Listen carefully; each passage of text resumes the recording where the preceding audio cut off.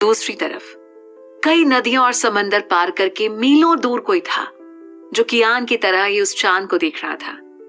वो किसी का चेहरा उस चांद के अंदर तलाश रही थी, पर उसकी आंखों के आगे से धुंधलेपन का कोहरा छटने का नाम ही नहीं ले रहा था। वहीं उधर मुंबई में विहान ने कार सांझ के घर के सामने रोकी। सांझ कार से बाहर आई और उसने विवान की तरफ देखा। विवान ने उसे अंदर जाने का इशारा किया। तभी विहान भी कार से बाहर आया और सांझ को छोड़ने उसके साथ अंदर चला गया। सांझ को छोड़ने तो विवान भी जा सकता था, पर अभिनव से वो पहली बार मिलता। ऐसे में अगर अभिनव उसे विहान समझकर कुछ पूछ लेता तो विवान उसे क्या ही जवाब देता। इसीलिए सांझ को छोड़ने विहान गया था। उनके जाने के बाद झरना एक टक विवान को घूर रही थी। विवान ने जब उसकी तरफ देखा तो वो अपनी नजरें चुराते हुए इधर उधर देखने लगी, पर उसे पता था कि उसकी चोरी पकड़ी गई है। तो उसने खुद को सरेंडर करते हुए कहा, हम तुम्हें घूर नहीं रहे थे, हम तो बस तुम्हारे अंदर कुछ ऐसा ढूंढ रहे थे जिससे हम और सांझ तुम दोनों को पहचान सकें। वैसे तुम दोनों क्या ट्विंस हो? विवान ने नजरें फेरते हुए कहा। I don't know. उसकी बात सुनकर झरना ने फिर से कहा, इतना सा भी डिफरेंस नहीं है तुम दोनों में। आवाज से लेकर एटीट्यूड सब सेम है तुम दोनों का। साला ऐसा चमत्कार तो हम पहली बार देख रहे हैं। विवान झरना की बातों पर ध्यान नहीं दे रहा था, पर जैसे ही उसने झरना के मुंह से साला सुना तो उसने झरना की तरफ अजीब तरह से देखा। वहीं झरना उसे खुद को ऐसे देखते देखकर जबरदस्ती मुस्कुराते हुए उससे नजरें चुराने लगी। विहान सांझ को छोड़कर आया और फिर वो तीनों ही विला चले गए। उधर विला में सब विहान के लिए परेशान हो रहे थे, क्योंकि उसने किसी को भी इन्फॉर्म नहीं किया था और अपना फोन भी रिसीव नहीं कर रहा था। सभी टेंशन में हॉल में बैठे उसका इंतजार कर रहे थे। झरना का भी कुछ पता नहीं था, इसीलिए सब और भी ज्यादा परेशान हो रहे थे। रिचा और झील ने अब तक सबको 2 बार कॉफी सर्व कर दी थी। सब कॉफी का सिप लेते हुए उनके आने का इंतजार कर रहे थे। रात के 12 बज रहे थे और विहान और झरना का कुछ पता नहीं था। सब एक दूसरे से कुछ न कुछ बात कर रहे थे ताकि उनकी चिंता कुछ पल के लिए कम हो सके। रिचा कॉफी सर्व करते हुए रूहान के पास गई और उसे कॉफी का कप दिया। रूहान उसका चेहरा देखकर धीरे से मुस्कुराया और उसके हाथ से कॉफी ले ली। वो रिचा को देखते हुए कॉफी का सिप ले रहा था। इधर झील भी रचित जहां बैठा था ठीक उसके बराबर में ही खड़ी थी। रचित ने सिप लेते हुए जैसे ही सामने देखा तो उसके मुंह से कॉफी बाहर आ गई। सब रचित को देखने लगे और झील उसकी पीठ को सहलाते हुए धीरे से बोली, हाथी तुम ठीक हो? रचित ने एक उंगली सामने करते हुए सबको मेन डोर की तरफ देखने का इशारा किया। सबने एक साथ डोर की तरफ देखा तो रचित की तरह ही उनकी आंखें भी फटी की फटी रह गई। रिचा के हाथ से ट्रे ही छूटकर नीचे गिर गई और टूट गई। झरना के अगल बगल 2 हैंडसम हंक चल रहे थे जो एक दूसरे की कार्बन कॉपी लग रहे थे। सबकी नजरें उन्हें हैरानी से देख रही थी। फिर वे सभी विहान और विवान को देखते हुए अपनी जगह पर खड़े हो गए। किसी को भी अपनी आंखों पर विश्वास नहीं हो रहा था कि जो वो देख रहे हैं वो सच है भी या नहीं। तभी आशु के मुंह से धीरे से निकला, विहान? क्या ये विहान और विहान है? आशु ने सोचते हुए खुद से कहा। शिव आगे बढ़कर दोनों के सामने खड़ा हो गया। रूहान और रचित भी शिव के साथ जाकर खड़े हो गए। वे सभी अभी भी कंफ्यूजन में दोनों को देख रहे थे। उन्हें समझ ही नहीं आ रहा था कि दोनों में विहान कौन है। तभी विहान ने एक कदम आगे बढ़ाते हुए कहा, अंकल हमें सच बताइए उस दिन क्या हुआ था? विहान को बोलते देखकर शिव कंफर्म हो गया था कि दूसरा वाला विहान है। उन्होंने उन दोनों के जन्म से पहले ही उनके नाम रख दिए थे।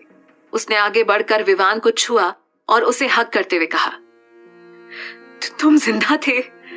विवान को कुछ समझ नहीं आ रहा था कि वहां क्या हो रहा है, पर उसने वियर्ड बिहेव नहीं किया और सारी बातें शांति से समझने की कोशिश की।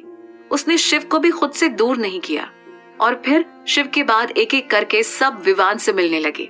आशु ने विवान को हक करते हुए कहा, विवान बेटा, मैं तुम्हारी मासी हूं, तुम्हारी मासी माँ। विवान का ध्यान सिर्फ एक ही वर्ड पर था, माँ। ये शब्द जो ना जाने उसने कितनी बार सुना था, पर कभी भी उसे ये शब्द बोलने को नहीं मिला। विवान माँ शब्द बोलने के लिए सालों से तरस रहा था। क्या ये सच है कि उसकी एक फैमिली है, उसकी अपनी खुद की माँ है? क्या वो भी किसी को माँ कहकर बुलाएगा? विवान के मन में ये सारे सवाल घूम रहे थे। आशु का साथ देते हुए स्वाति ने भी कहा, मैं भी तुम्हारी मासी माँ हूं बेटा। कल तक वो एक अनाथ था, पर आज अचानक ही उसे एक भरा पूरा परिवार मिल रहा था और यही बात विवान को परेशान कर रही थी। वो यही सोच रहा था कि ऐसा कैसे पॉसिबल है। तभी शिव ने अचानक ही कहा, तुम वही हो, मुझे पूरा यकीन है, तुम ही हो वियान। उसकी बातें सुनकर विवान ने अपनी चुप्पी तोड़ते हुए कहा, जो आप कह रहे हैं अगर मैं वही हूं तो फिर मैं अब तक आपसे दूर क्यों था? क्यों नहीं आप लोगों ने मुझे अपने पास रखा? विवान के सवाल ने सबको सोच में डाल दिया, पर वे विवान की इस बात का क्या ही जवाब देते। उन्हें खुद नहीं पता था कि ये चमत्कार कैसे हुआ। वहीं विवान को भी समझ नहीं आ रहा था कि ये सारी बातें अब वो अपने बड़े भाई को कैसे समझाए। शिव विवान का हाथ पकड़ उसे हॉल में ले आया और सोफे पर बैठाते हुए बोला, तुम बैठो, मैं तुम्हें सब बताता हूं। एक बार फिर से सब अपनी जगह बैठ गए और शिव ने विवान को देखते हुए कहा, ये सब राघव की वजह से हुआ है। राघव, हाँ, वही जिम्मेदार है इन सब का। शिव ने थोड़ा रुककर आगे कहा, सब समझने के लिए और अपनी पहचान जानने के लिए तुम्हें कुछ लोगों के बारे में जानना होगा, तभी तुम समझ पाओगे। विवान ने कुछ नहीं कहा और शिव को सवालिया नजरों से देखता रहा, जैसे अपनी आंखों से ही पूछ रहा हो, कौन है वो लोग? तभी शिव ने उसकी सवालिया नजरों का जवाब देते हुए कहा, कियान ओबरॉय और सुहानी ओबरॉय तुम्हारे मम्मी पापा हैं, तुम्हारे पेरेंट्स हैं। ये सुनकर विवान हैरान था। क्या वो उसी कियान ओबरॉय का बेटा है जिसके बारे में उसने मैगजीन में पढ़ा था और कियान की तस्वीर देखी थी? क्या सच में वो उसी का बेटा है? क्या वही उसके पिता है? एक बार फिर विवान के दिमाग में ये सारे सवाल उठे और तभी शिव ने अपनी बात को जारी रखते हुए आगे कहा, राघव रायचंद राव और रुद्राक्ष रायचंद राव, ये वो दोनों हैं जिन्होंने हमारी फैमिली को बर्बाद कर दिया, हमारी सारी खुशियां हमसे छीन ली। ये बात विवान को भी याद थी। गौतम ने उसे बताया था कि कैसे कियान के दुश्मन ने उसे धोखे से मार दिया। विवान अपने मन में ही सारी कड़ियों को जोड़ रहा था। सबने मिलकर ऊपरी तौर पर उसे कियान और सुहानी की कहानी बताई। विवान सारी बातें ध्यान से सुन रहा था। फिर वो मोमेंट आया जहां से आगे की कहानी शिव को सुनानी थी। शिव के चेहरे पर गंभीर एक्सप्रेशंस आ गए और उसने बोलना शुरू किया, तुम्हारी माँ को राघव उठा कर ले गया था। वो तो तुम दोनों को तुम्हारे जन्म से पहले ही मार देना चाहता था, पर भाई ने सही टाइम पर पहुंचकर तुम दोनों को बचा लिया। राघव को खत्म करने के बाद हम भाभी को हॉस्पिटल ले गए थे, जहां उन्होंने तुम दोनों को जन्म दिया, पर हमें बताया गया कि जिस बच्चे ने पहले जन्म लिया है उसकी धड़कन रुक गई है। इन शॉर्ट, डॉक्टर्स ने तुम्हें एक्सपायर बता दिया। ये सुनकर विवान की भौहें तन गईं और वो भी और गंभीरता से शिव को देखने लगा। शिव ने अपनी बात को जारी रखते हुए आगे कहा, हम सबको बहुत दुख हुआ, पर सबसे ज्यादा तुम्हें खोने का असर तुम्हारी माँ पर हुआ। उन्हें जब ये पता चला कि तुम नहीं रहे तो वो अनकॉन्शियस हो गई थी। जिस शहर ने भाई से उनके बच्चे को छीन लिया, उस शहर में भाई एक सेकंड भी रहना नहीं चाहते थे। इसीलिए हम सब राघव और उसके आदमियों को खत्म कर विहान को लेकर वापस मुंबई आ गए। शिव ने अपनी बात पूरी करते हुए अपनी पलकें झुका ली।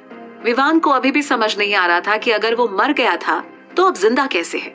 विवान को कंफ्यूजन में देखकर रचित ने उठते हुए कहा, सच क्या है कुछ घंटों में पता चल जाएगा, तुम दोनों मेरे साथ आओ। रचित की बात मानकर सभी उसके पीछे चले गए। रूहान रचित की बात सुनकर मन में खुद से बोला, आखिर ये साला चाहता क्या है। रचित मिनी हॉस्पिटल में आ गया। उसके साथ सभी वहां मौजूद थे। फिर रचित विवान का ब्लड सैंपल लेने लगा तो वहीं ऋचा विहान का ब्लड सैंपल ले रही थी।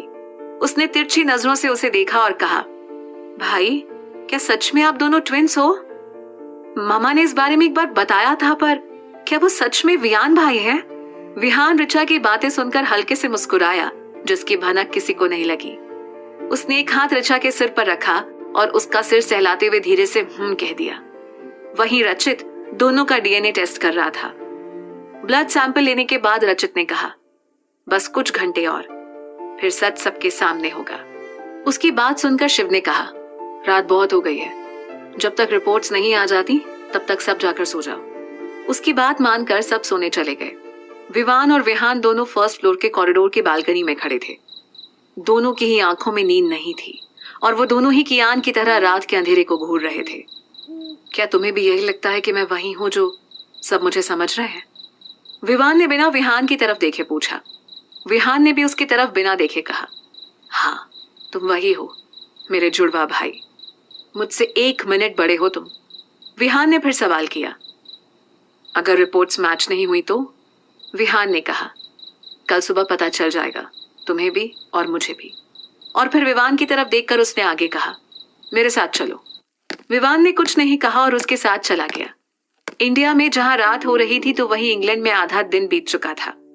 कॉल आते ही ऋत्विक और यशिका हॉस्पिटल पहुंच गए थे। शिवी को अपने सामने ठीक देखकर दोनों ने सुकून की सांस ली। वो कॉल पर आधी अधूरी बात सुनकर ही पैनिक हो गए थे। शिवी को होश में देखकर अब दोनों ही सरप्राइज्ड हो गए थे।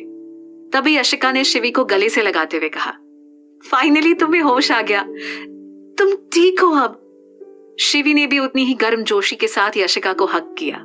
फिर ऋत्विक शिवी के सामने बैठते हुए बोला, अब कैसी हो तुम? मैं ठीक हूं, आप बताइए, शिवी ने पूछा। ऋत्विक ने गहरी सांस लेकर कहा, हम सब तो तुम्हारे होश में आने का इंतजार कर रहे थे। कितने साल बीत गए,